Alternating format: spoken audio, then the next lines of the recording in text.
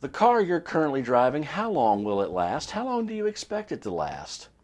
Now, whether you're driving a car that's showroom new and still has that new car smell, or a clunker that's on its last legs, you understand everything ultimately will fail, even the car that we drive. Well, I want to just assure you of this. There is something, and it's something really good, that God promises will never fail. Let's talk about that right now.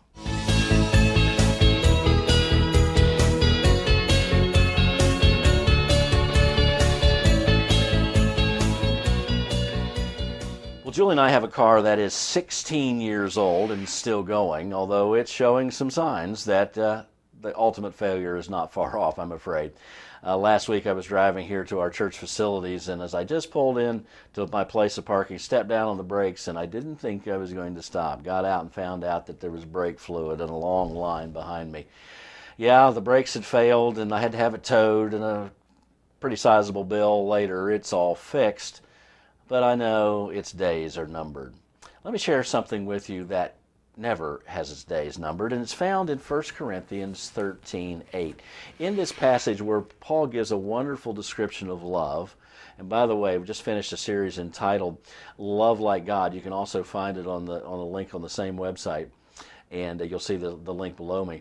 But I would encourage you to go through if you want to look at this detailed definition of love. But he has this one little part, 13:8, love never fails. He later talks about spiritual gifts that were for a purpose and for a time, but they are not needed indefinitely. He says this is going to last. Here's the great news for us. God's love for us will never end.